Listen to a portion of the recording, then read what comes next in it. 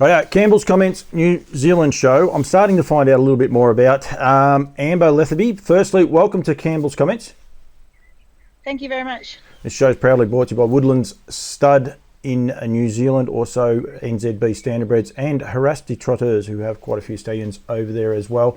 I reached out to Nigel Armstrong to find out about a couple of trainers. I like to promote people who I don't know a lot about, and he put your name up for me. Firstly, whereabouts do you train for the Australians who may not know? We're in West Mountain in Canterbury. And how many people roughly train in West Mountain? I would say 20 or 30. There's a lot of horse trainers around here. Crandell Geddes, Ken Barron, but there's a lot of us out in this area. That would probably make it a little bit competitive, I suppose, as well as be good as well. No, definitely good. Obviously, being close to each other, you sort of see each other a little bit more often. They're good to pick a few brains of some more experienced trainers around there when you need to. So no, it's good. Before we go too much further, you guys are still in stage 4 lockdown, aren't you?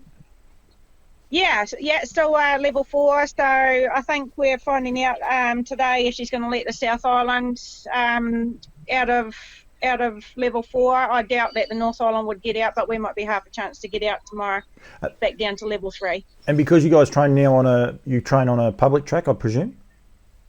No. Well, we've got our own property here, so just private. Okay, so you all have your own properties, your own tracks in that area?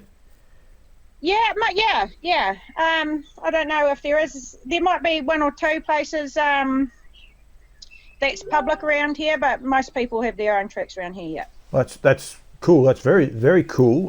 Because that way at least you've been able to keep them and you've been able to keep getting them fit. Yeah, exactly. So that part's been good. How many horses does Amber train? Yeah. We always sort of stick between the 15 and 20 horses.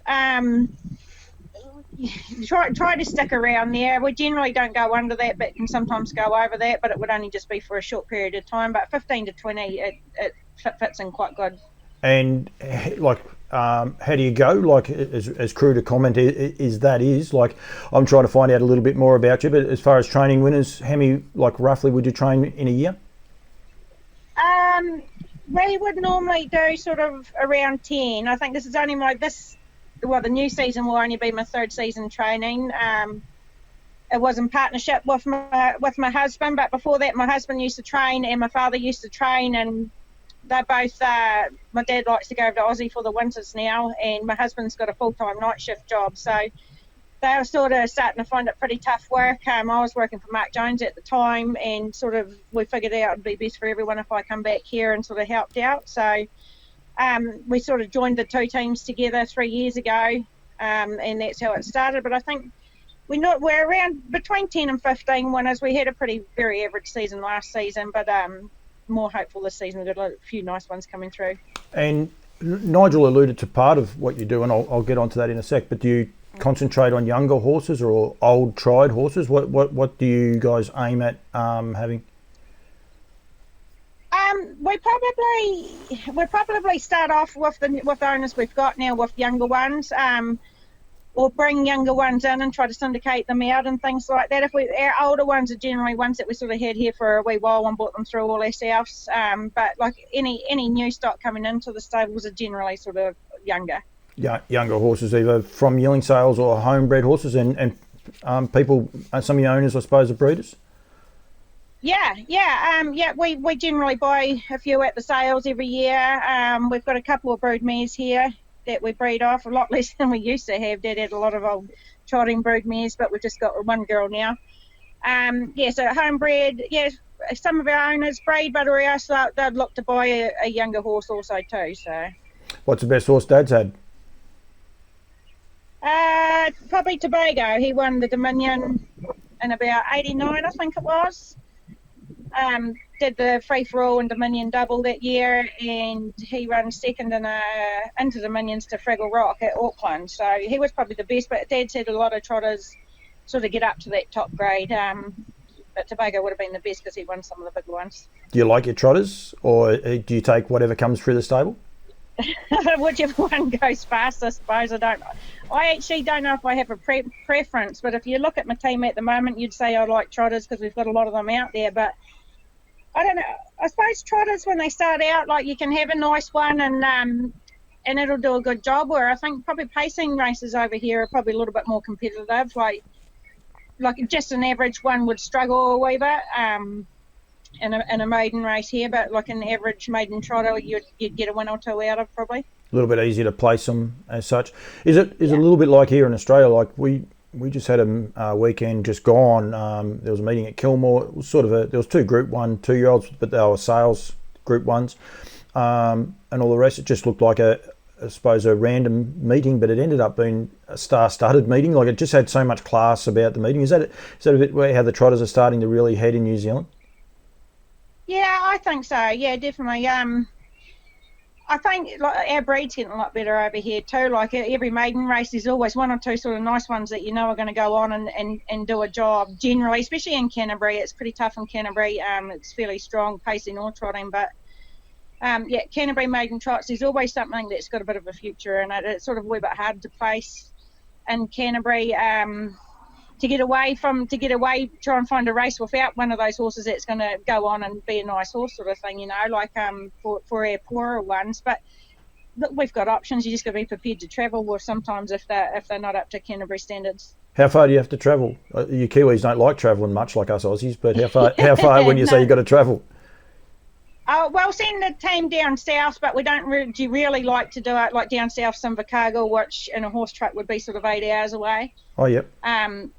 But we would, if I ever send any down there, I'd probably like to leave them down there for 2 weeks or something like that and make the trip worthwhile sort of thing and then bring them back. But I know people that send horses down just for one race and things like that, which is fair enough. If it's a good race that you're going down for, that's fine. But if you're just sort of in a maiden sort of 8 to 10 grand race, it's probably a long way to go for one race, especially if you've got a maiden trotter and it goes down there and gallops sort of thing. But yeah. So how many tracks would you have within 2 hour radius of where you guys are? We've got obviously Addington, Methven, Motocarara, the two grass tracks. Methven's an hour away, Motocarara's half an hour away. Rangiura's an hour away, Ashburton's an hour away. So in around Christchurch, we're really lucky. We've got heaps of tracks around Christchurch, and then any further than that for us, really, you're heading sort of south, and then you're going Timaru, Oamaru.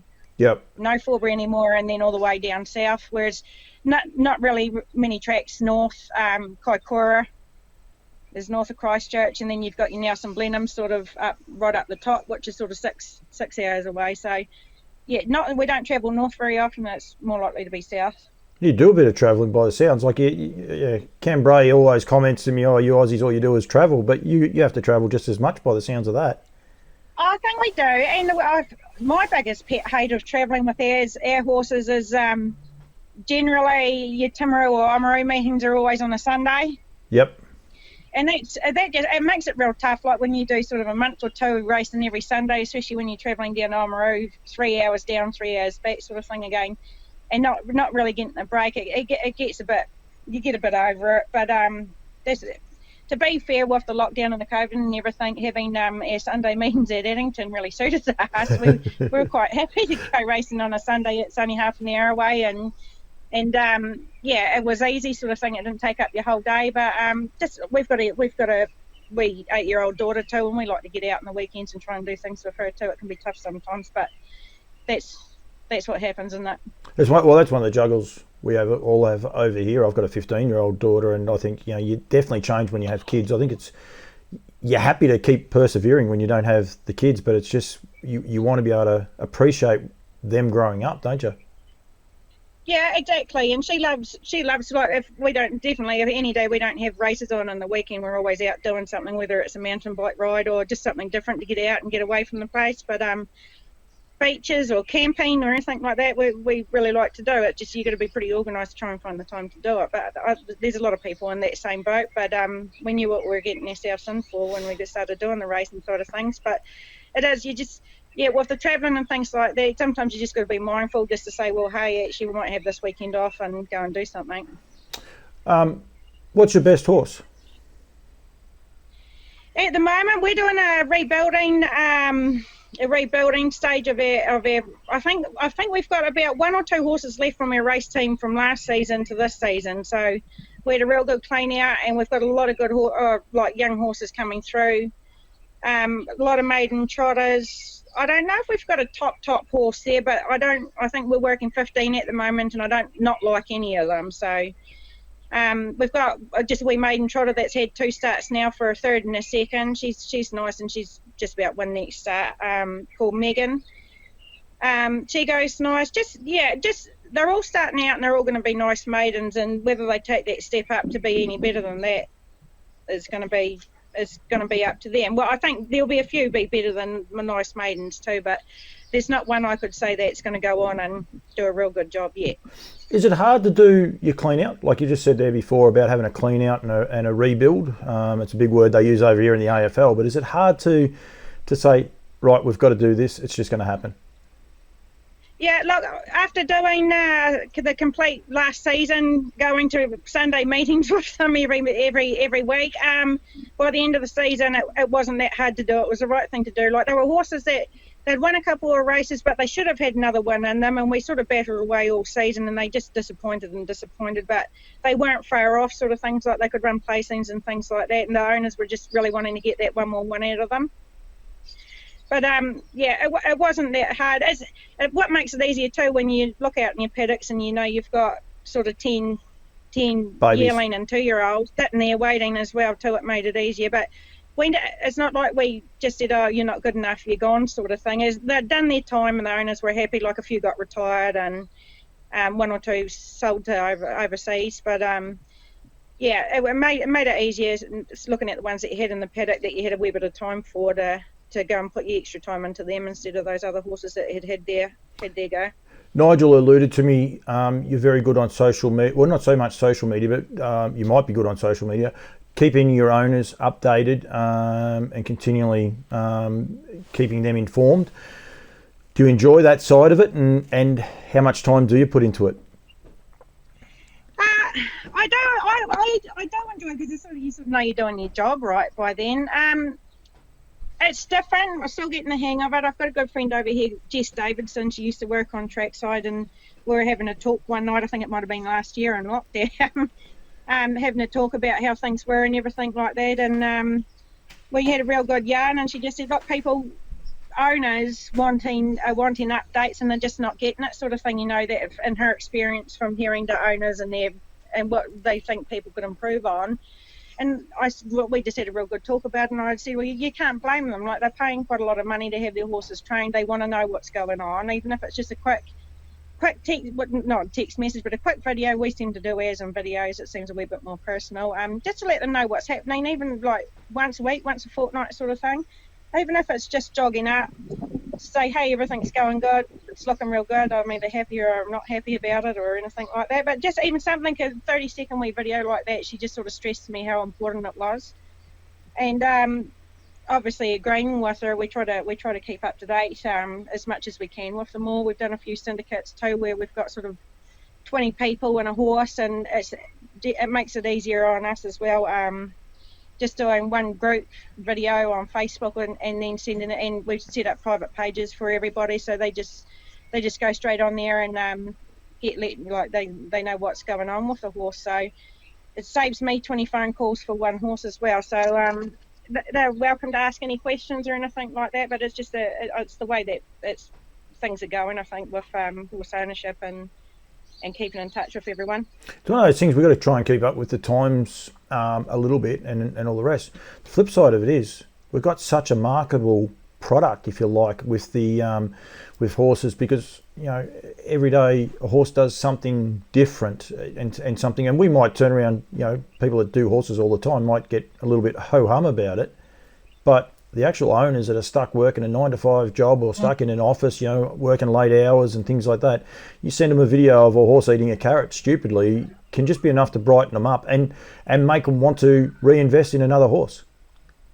Oh, definitely, yeah. If they can, sometimes we probably take things for granted out there. Like, if it's, even I talk sometimes, I don't know if a lot of the owners understand, but I'll talk sometimes about the gear changes that I'm making and for what reason why I'm doing that, and just let them know. And it seems quite minute to us as trainers that drive horses every day, but for an owner that doesn't know a heck of a lot, which we probably have quite a few people like that are just in it for something to do sort of thing. They haven't got real knowledge of the game.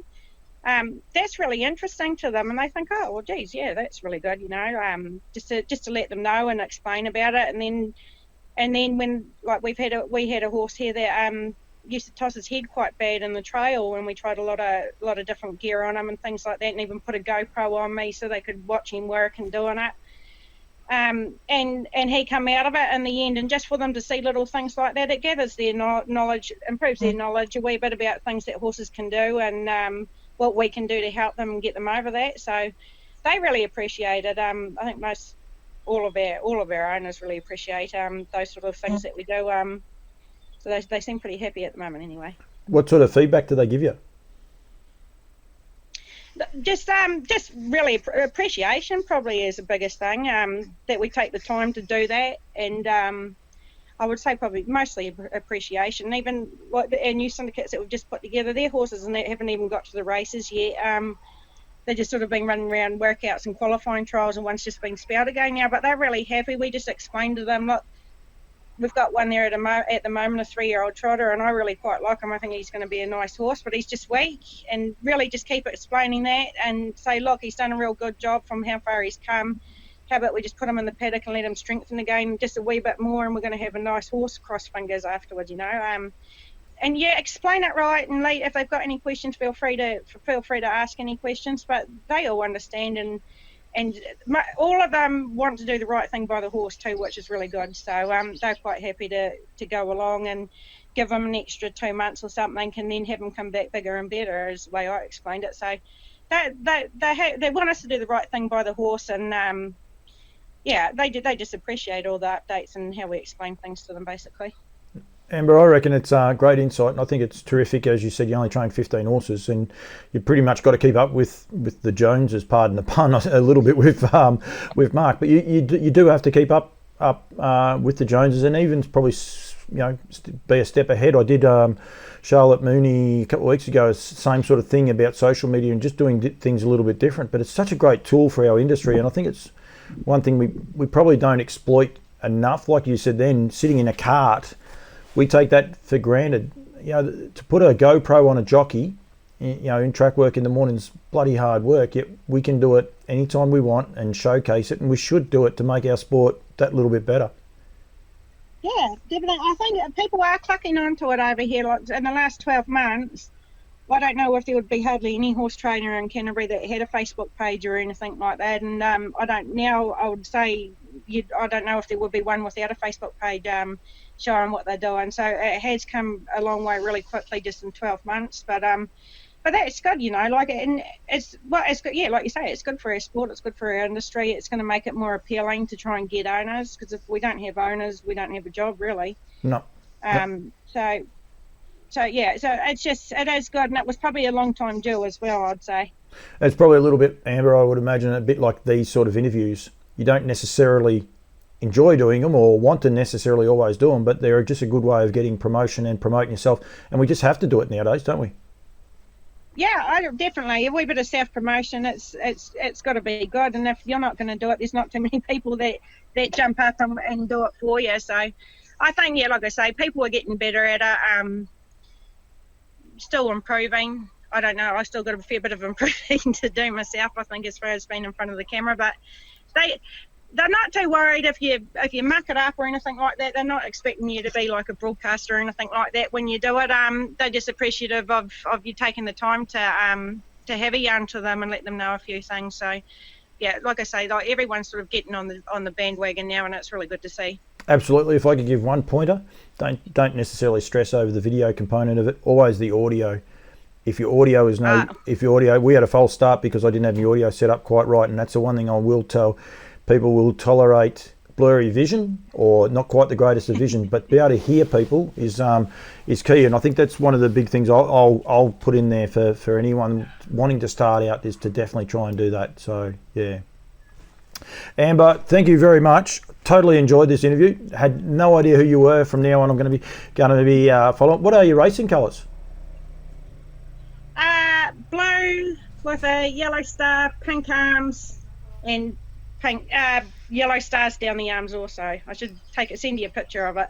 Yeah, you should. Send me a picture through and I'll throw it up over the top of this photo right now, and people can recognise them over here in Australia, but also the Kiwis will get to know them a little bit better. Anyone out there want to have an interview with Campbell's Comments, please reach out. But Nigel never really lets me down. He said you'd be a good scout, so I appreciate you giving me 5 minutes, Amber. Keep punching, keep getting plenty of winners, keep the social media going, and enjoy that sunshine. I'm very jealous. We don't have quite that sunshine here in Australia today. And that's why I'm sitting out here. We haven't had it either, so it's good. I think spring's coming. Definitely. Amber Lethaby, thank you very much. Thank you. Cheers for that.